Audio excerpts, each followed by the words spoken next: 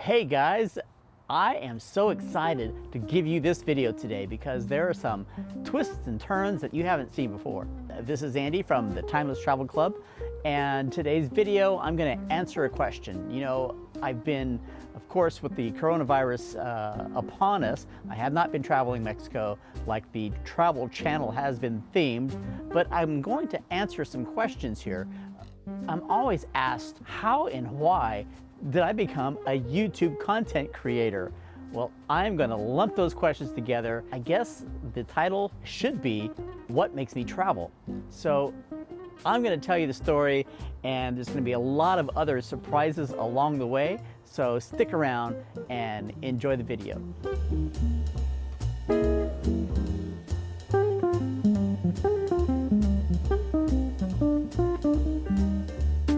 I worked for one of the largest telecommunications company in the United States. A long career. It was my dream job. The last 15 years of that job, I traveled the United States. I was sent off to 7-week assignments to Texas, Florida, Louisiana, Oregon, many places. And after a while, it gets in your blood, travel does, you know? You know what I'm talking about.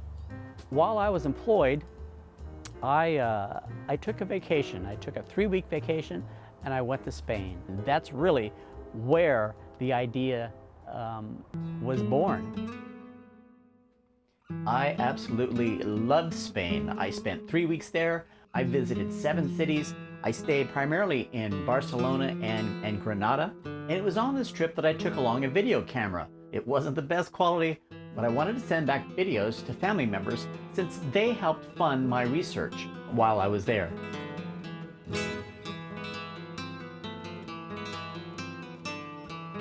Vlogging really wasn't a thing back then, and I was really bad at it. But it gave me an idea for future Andy on how to shoot video effectively. And most of all, I really learned what it took to be a vlogger.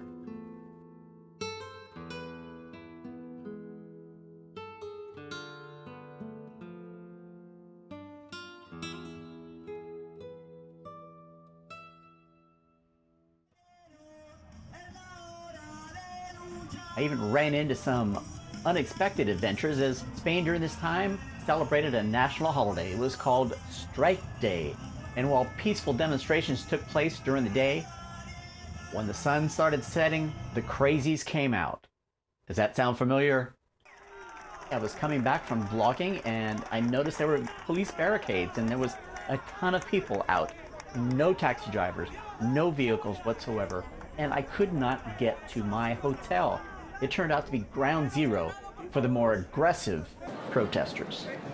All that smoke is right in front of my hotel. I can't get there.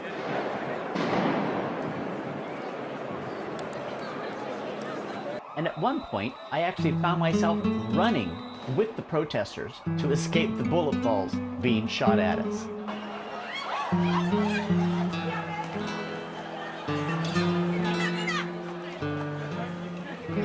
But it was truly sad, the destruction that I saw.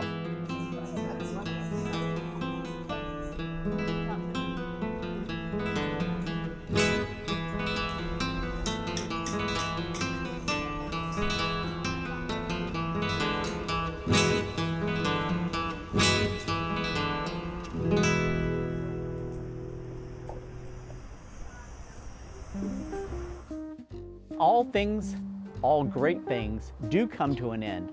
This company decided to severely cut back in California. So my personal place of employment, my home base, gone. We were all surplused.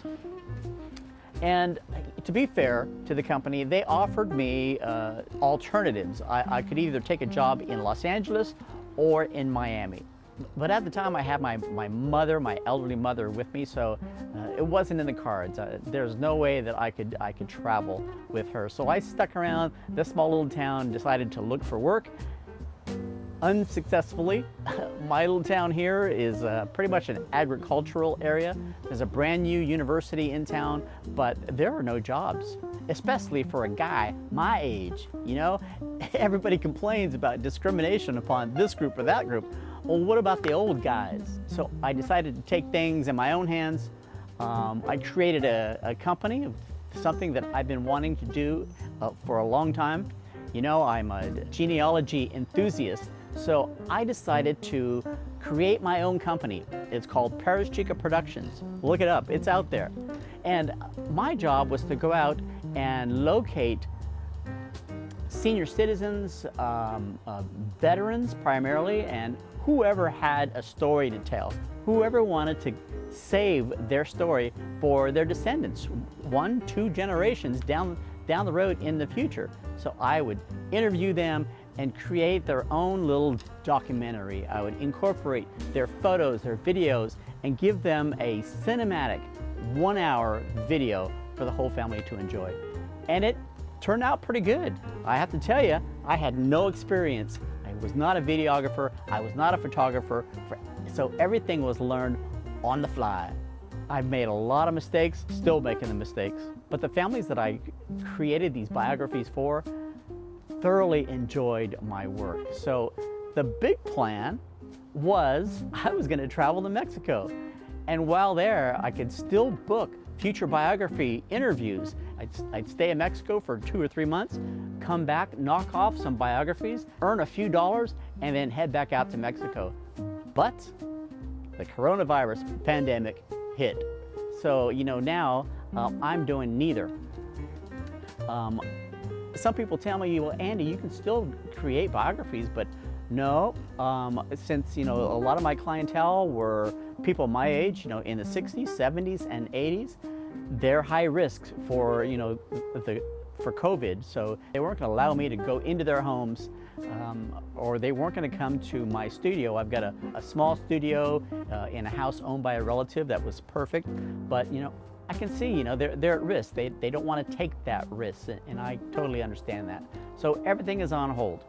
With this biography project that I had made an investment with cameras, lighting, audio, editing. That was all purchased for my Paris Chica Productions, and I was able to take this investment into my Mexico project as well. That was a perfect fit.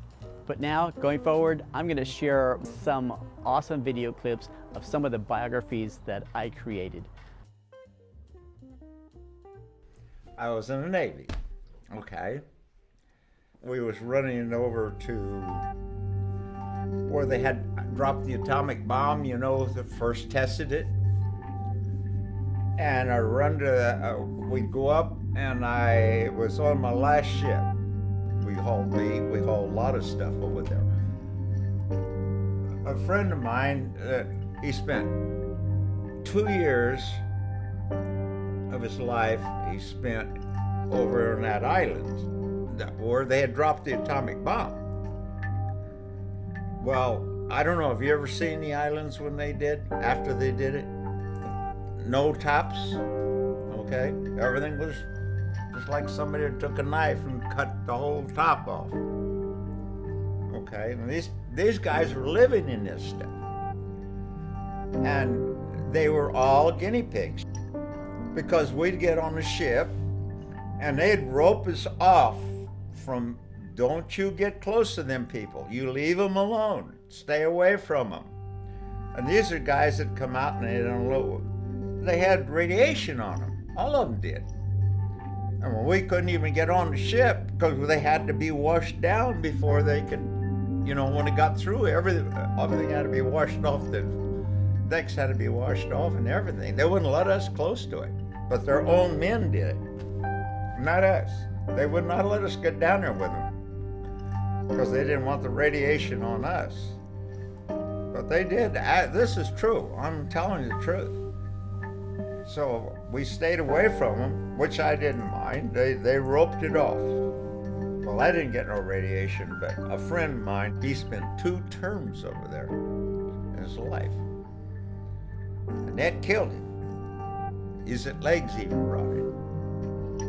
It was terrible. I mean, I hate this, you know. But he did. He died.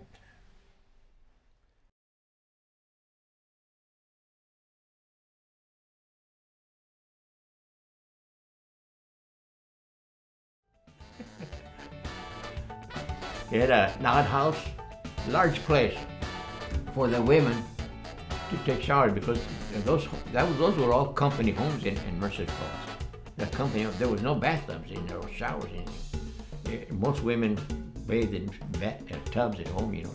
I know my mother did, you know. But they had a house by the theater that public showers. You could go in there and take a shower. So we'd go up there and watch the girls when they come take showers. And we would sneak in there. When they had the hot water on, we couldn't see nothing because it was too steamy. The steam right out there. Oh man, we got the wrong girls today. They're making too much steam. We couldn't see nothing. But you know, that was part of growing up. And we had to stay there till they left. So we'd be sweating but we had to stay. We couldn't come on because they'd catch us coming out. Oh, we were awful in those days. But anyway, I grew up that way, you know. All right, let it out, let it out. Oh, man. My belly button. You didn't do that, did you? Your childhood was a lot more interesting than mine. That most people that I knew were going to Vietnam. I lost Richard Granados, which was a good friend of mine in high school. I remember when I was working for Purity Stores, I didn't know that he had gone into the service. And one day, as I was going outside to bring in some baskets from the store, I looked at the Merced Sunstar, and it was his picture, and he had an Army uniform on. And it said that he had won the Bronze Star for bravery in action. I said, wow, Bill Rich, I didn't even know that you're in the service. 30 days later, I saw that same picture again, and it said that he had been killed in action. I thought, you know what? That really makes me mad. What I'm going to do is I'm going to go ahead and join and go over there and kill all these guys just it makes me mad they killed him. Unbeknownst to me what I was talking about, because it was pretty stupid. So, but anyway, they sent me to Germany. So like I said before, my father saved both of our lives by instructing us how to handle this thing. We went and fought the Cold War. We went to Germany to keep the Russians from coming in and taking over, because that's what the kind of thing that they wanted to do. Or at least that's what we were told we were doing there. And that's what we were told to tell people. So, and it was true. That's what we were doing. So I went there and came back, and I'm still pretty proud of if for no other reason, even though I didn't do anything but repair test equipment and communication gear, I'm still pretty proud of having served.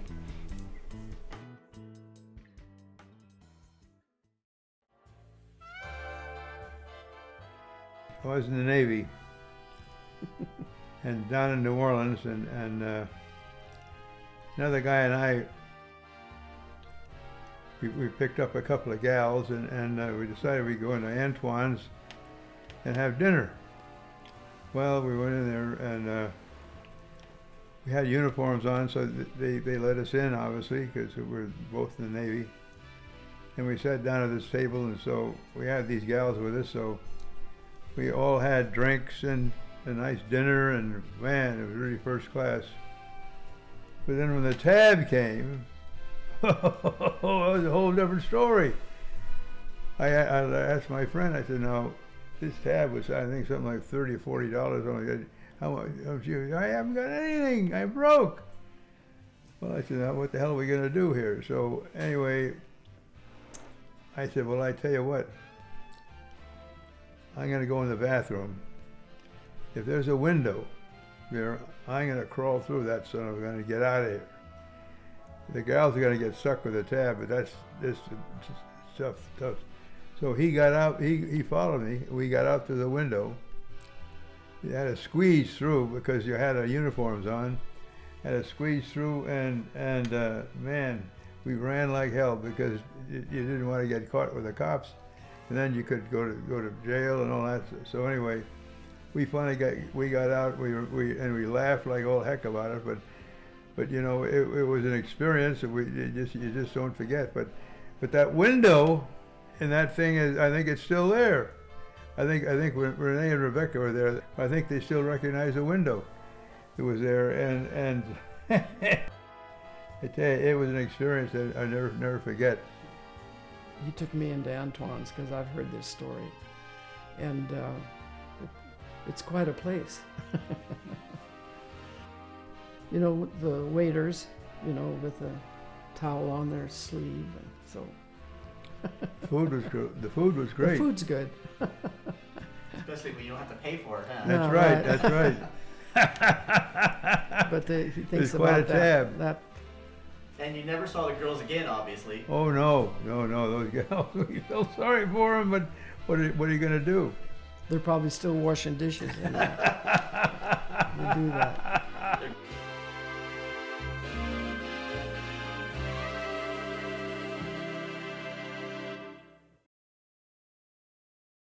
With my dad, he wasn't a loving person.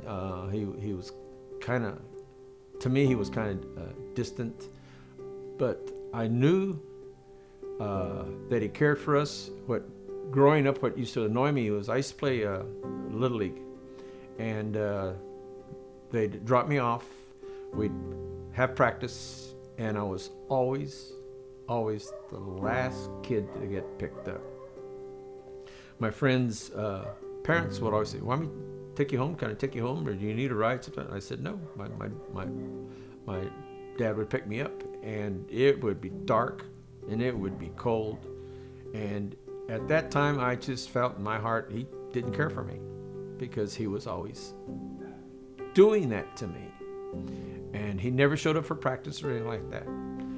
We made a championship. I think it was my last year there, and lo and behold, he showed up. And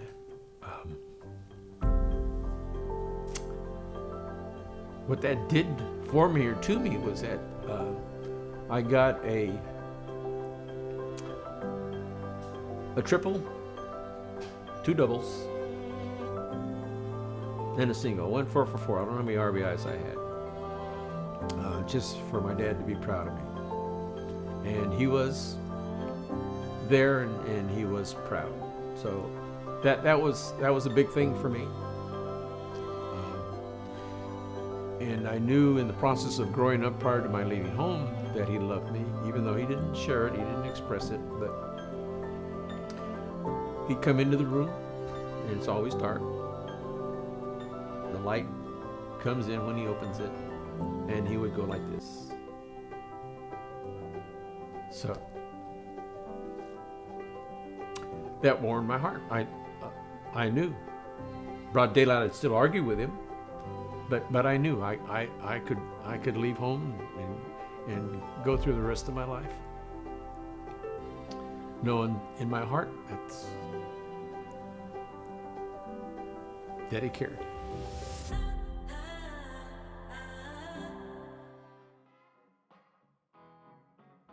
I hope you enjoy these snippets from these veterans who had incredible stories to tell. So you know the drill. Don't forget to subscribe. And oh yeah, I'm going to provide a link up here for you to go back and binge watch the first 20 videos that I had in Mexico. They're raw. I was experimenting a lot. I had a lot of special effects that I had no business trying, but they are what they are, and I hope you enjoy them as well.